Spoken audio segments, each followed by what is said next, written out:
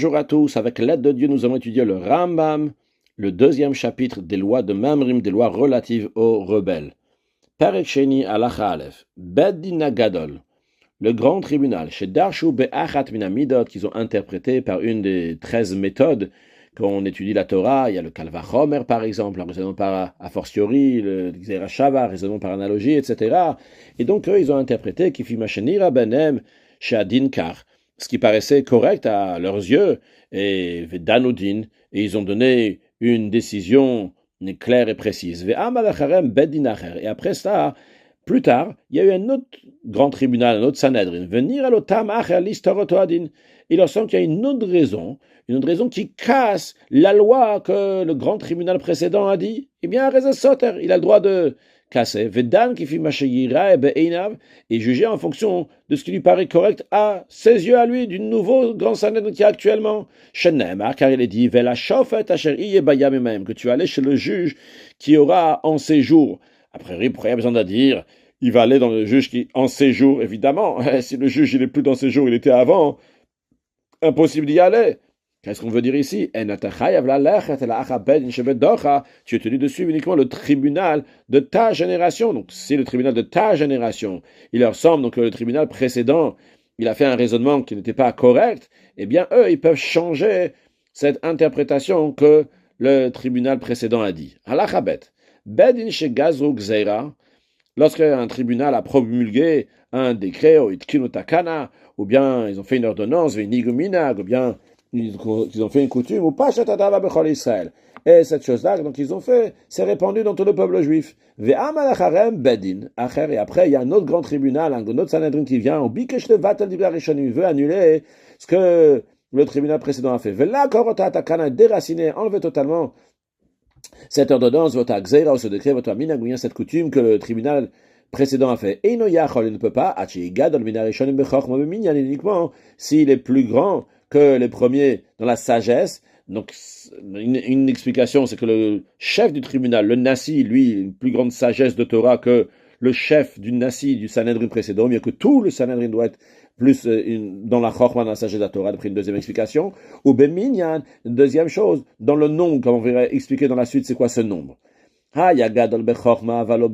S'il était ce deuxième tribunal plus grand dans la sagesse de Torah, mais non pas dans le compte, ou bien Beminyan, qui était plus grand dans le compte, même pas dans la sagesse, et il ne veut pas annuler les paroles du tribunal précédent, même s'il a raison pour laquelle le premier Sanhedrin, il avait fait le décret, cette raison-là, c'est annulé. La raison pourquoi ils ont fait cette ordonnance. Le dernier, donc ceux qui viennent après, plus tard, ce Sanhedrin ne peut pas annuler, même uniquement s'ils vont être plus grands que ceux qui sont précédents. La question est comment c'est possible qu'ils vont être dolim ben minyan? Comment ils peuvent être plus nombreux? Chaque fois qu'il y a le Sanhedrin, c'est 71. On ne peut pas rajouter plus que 71. Comment c'est possible que le deuxième tribunal va être plus grand? Quoi, il est plus grand en nombre? La réponse elle est c'est le compte des sages de la génération chez Iskim ou Vekiblu Adav Hasham Bedin Gadol. Ils ont été d'accord et ils ont reçu donc ce que le grand tribunal il a dit. Ils ont, ce nouveau tribunal, ils ont dit quelque chose, ils ont dit c'est très très bien, le Chalkubo, et ils n'ont pas été en désaccord avec ce qu'il a dit, donc ils ont plus de support des grands sages de la génération. Et bien à ce moment-là, ils peuvent annuler ce que le précédent Sanhedrin a dit. Halacha Gimel Mehmed, Varim Amorim, dans quel cas ça s'applique, que le grand tribunal qui actuellement, il est plus grand, aussi bien en sagesse et en compte que le précédent, ils peuvent annuler quelque chose que le Sanhedrin d'avant il a fait. C'est Bidvarim, Shelo Asuatam Kedelasot Siyag. C'est dans des choses qui ne sont pas interdits pour faire une barrière à la Torah. La Mishardin et Torah, dans les autres lois de la Torah, ils ont fait des lois dans la Torah. Ça, l'autre, ils peuvent annuler, mais pas si ça a été fait pour faire une barrière. Des choses que le grand tribunal, il a décrété, il a interdit pour faire une barrière, pour éloigner que la personne ne va pas trébucher et faire une transgression. Si cette interdiction s'est répandue dans tout le peuple juif, un autre tribunal ne veut pas les déraciner, les permettre. Même s'il était plus grand en sagesse et en compte que les précédents. Halacha Dalet. Mais, même ces choses-là, c'est décrets-là qui ont été faits pour une barrière, qui sont répandus dans tout le peuple juif. C'est vrai que le nouveau tribunal ne peut pas les déraciner, les enlever, mais ils ont la possibilité de les déraciner, les fichas, uniquement pour un certain moment. Afalpi, Shou, Katan Menarishon, même si ce deuxième tribunal-là, il est plus petit que le tribunal qui était avant, malgré ça, temporairement, ils ont le droit de l'enlever. Pourquoi? Chez le Yugzer, Teilu, Chamour, Imedivre Torah, pour pas que ce décret-là vont être même plus stricts que les lois de la Torah eux-mêmes, Divre Torah Asma. Shafil ou Divre Torah, quand même les paroles de la Torah, Yesh le Chol Bedin la Korotan, tout tribunal peut les déraciner, les enlever, évidemment, pas pour toujours, Chaz Shalom, mais Orad, uniquement temporairement. Keitza, comment ça? Ben Nishiraol Chazakadat. Un tribunal qui voit que c'est nécessaire de renforcer la pratique de la loi. Et de faire une barrière à des choses de la Torah, qui de le yavouam à la Torah, pour pas que le peuple va transgresser la Torah. Eh bien, Makin, ils ont le droit de transgresser quelqu'un qui a transgressé quelque chose de la Torah. Chez l'Okadin, malgré le fait que la Torah dit qu'il ne faut pas lui donner des coups de fouet, ils vont lui donner des coups, parce qu'ils pensent qu'actuellement, dans cette situation-là, c'est nécessaire pour la génération. Et ils vont punir, ils vont dire tu dois payer tant et tant d'argent, donner des amendes. Chez l'Okadin, bien que d'après la Torah, il ne doit pas payer. Mais le tribunal ne peut pas fixer ça, les dorotes, pour toutes les générations à venir, en disant la loi elle est comme ça. Non. Maintenant, ils donnent des coups de fouet. Maintenant, donc ils vont donner une amende, mais ils ne peuvent pas dire que c'est toujours comme ça. C'est par rapport à la situation actuelle, c'est ce qui est nécessaire à faire. De même, Imra ou les fichal vatel mitzvota, c'est si le tribunal voit que temporairement, il faut annuler un commandement positif, ou l'avora mitzvota, transgresser un commandement négatif, que la harzir rabim le date pour ramener beaucoup de juifs à la loi juive à la pratique, ou bien pour sauver le peuple juif de trébucher dans d'autres choses, quelles que soient les choses, de ces interdictions-là. Aussi, ils vont le faire, ils vont annuler le commandement positif ou transgresser le commandement négatif. En fonction de la nécessité du moment. C'est de la même manière que le médecin, il coupe Dieu en préserve la main ou le pied de quelqu'un qui est chez Yechiklo pour qu'il va rester entièrement en vie. Car de la même manière, le tribunal va amputer comme le médecin. Ils vont dire, à un certain moment, de transgresser certains commandements, temporairement, pour que tous, ils vont rester, tous les autres mitzvot vont rester. Et cette loi-là, qui c'est Keder, Shamur, Chacham, Arishonim, comme les sages d'autrefois ont dit, Chalel alav Shabbatach, lorsqu'il y a quelqu'un qui est en danger de mort, il faut le faire qu'il va rester en vie. Bien profane pour lui un Shabbat, des Sheish, pour Shabbat Atarbe, pour qu'il va garder beaucoup de Shabbat plus tard. Alachae, Bedin Shenir Alam Ligzok Zera, le Takan Takana, l'Anig Minag, un tribunal qui trouve nécessaire de promulguer un décret, ou bien de faire une ordonnance, ou d'établir un usage, une coutume. Eh bien, ils doivent bien se poser, et de savoir avant, si la majorité du peuple peut tenir à ce décret-là, l'accomplir, ou bien que le peuple ne peut pas tenir à ce décret qu'ils vont faire.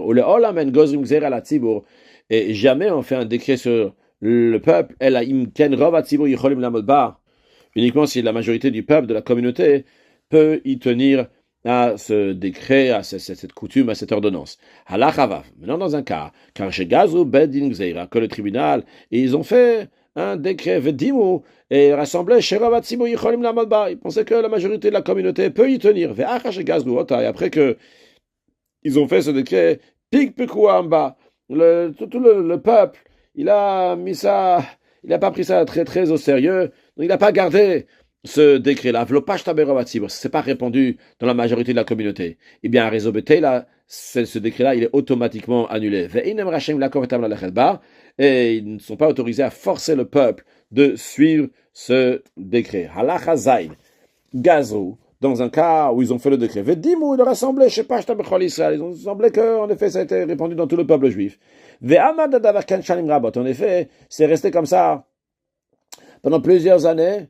Ils pensaient que ça s'est répandu. Ou la Achazman Beroube, après que longtemps est passé, Ahmad Bedin Acher s'est tenu à un autre tribunal. Ou Badan Bechol Israël, il a examiné, il a contrôlé donc le peuple juif. Il a vu que ce décret-là, donc c'est pas répandu ne se répand pas dans le peuple juif. Yesh lo reshut lebatla, il a le droit, donc ce nouveau tribunal, d'annuler. Même si ce deuxième tribunal, ce deuxième Sanhedrin, il était moins grand en sagesse et en compte, Yesh lo levatel, malgré ça, il a le droit de l'annuler, parce que ce décret-là, donc, c'est pas répandu dans tout le peuple juif. Tout tribunal qui a déjà rendu permis de choses, il ne veut pas qu'il va se presser d'annuler encore une troisième chose. Donc, en ce qui concerne donc, ces halachot qu'on a vu, il y a plein d'exemples en ce qui concerne ce qu'on a vu avant, que des fois, en fonction du moment, on peut annuler une certaine chose. L'exemple qui est donné, c'est Eliyahu Hanavi, donc le mont Carmel. Il a fait un sacrifice, un holocauste, alors que c'était à l'extérieur donc du Beth Amikdash, c'était même pas à Yerushalayim. Et c'était quelqu'un qui fait un sacrifice comme ça, il est pas sûr de karet. Mais comme c'est un prophète, eh bien il faut écouter ce qu'il a dit. Et l'Avtishwan, il faut l'écouter. Si Eliyahu Hanavi avait dit qu'il faut toujours enlever c'est interdit, on peut toujours faire des sacrifices ailleurs, on n'aurait pas écouté, mais s'il a dit juste maintenant on a le droit, à ce moment on peut l'écouter. En ce qui concerne ce qu'on va voir maintenant, donc un tribunal qui est moins grand, il peut annuler quelque chose du tribunal d'avant. Ça, on apprend qu'il y avait une interdiction de prendre donc de l'huile qui est fait par les goïms, donc comme on fait pour le vin, comme on fait donc pour le pain aussi. Et donc ça, c'est quelque chose qui était fait à l'époque de Daniel. Là-bas, on apprend, il y a écrit que Daniel, il fait attention de ne pas manger beyen mishtav. Mishtav, c'est de micheter deux sortes de boissons, du vin, et aussi bien de l'huile, et pas seulement ça. Après, il y a eu Bet Sham et Bet Hillel qui ont élargi cette interdiction-là.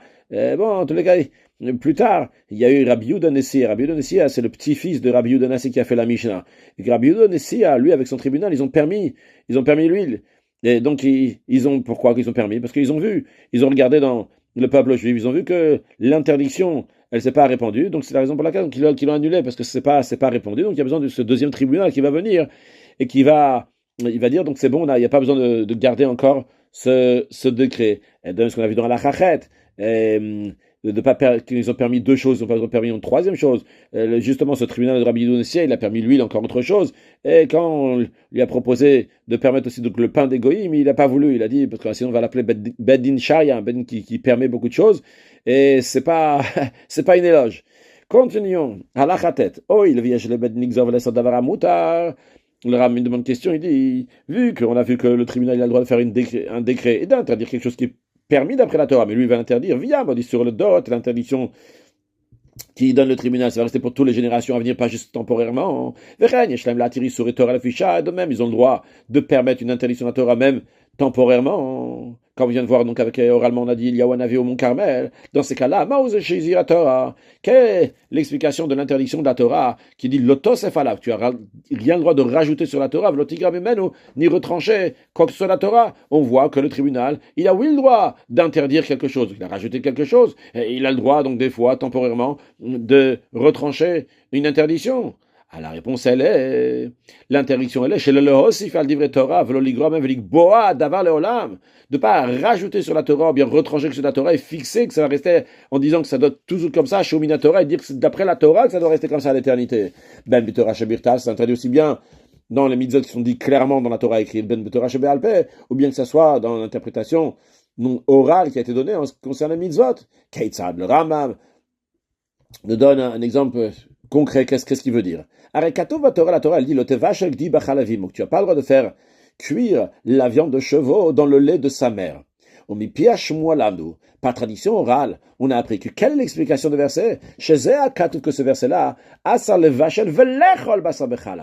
ce verset-là, il interdit pas seulement de cuire de la viande de chevaux dans le lait de sa mère, mais aussi de manger, et pas juste de manger du chevreau dans le lait de sa mère, mais tout court, que ça soit donc de la viande d'un animal domestique, d'un animal sauvage, et pas spécialement un gdi,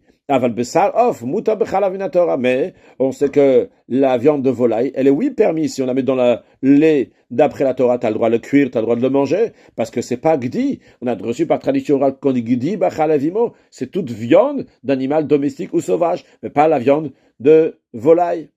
Alors maintenant, donc ça c'est ce qu'on sait. Comme ça a été reçu de tradition. Pas seulement cuire, mais aussi manger, et pas seulement le chevreau dans le lait de sa mère, mais tout viande d'animal domestique ou sauvage dans toutes sortes de lait.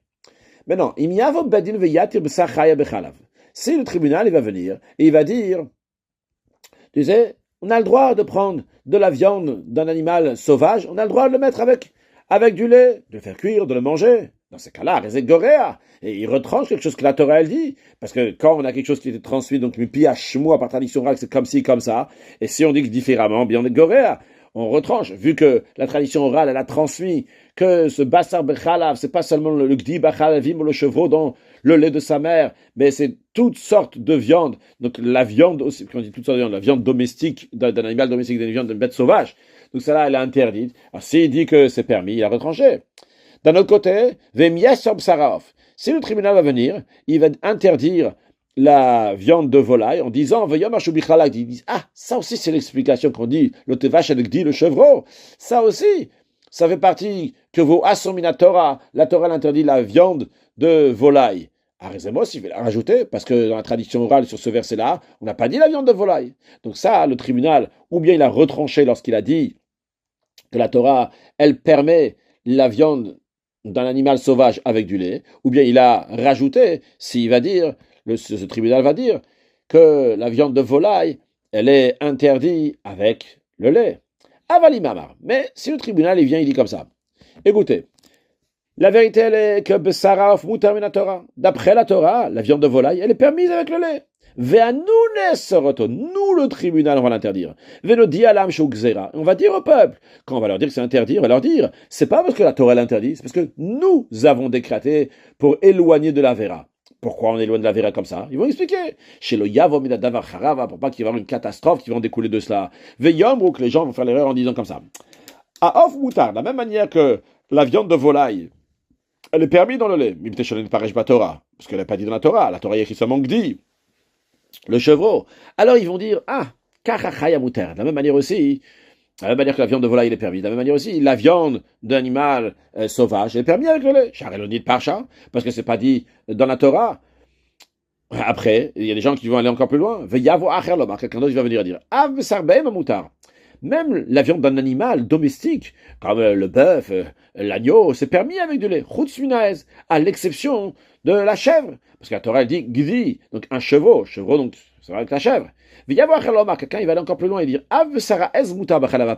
même la viande de la chèvre elle est permise dans la viande de vache, ou bien de la brebis, chez l'onamar, elle a imo, parce qu'il dit seulement dans dans le lait de sa mère, chez Mino, donc la même espèce, donc le chevreau avec le lait de sa mère, donc avec la chèvre. Quelqu'un d'autre va venir, même dans le lait de la chèvre, c'est aussi permis.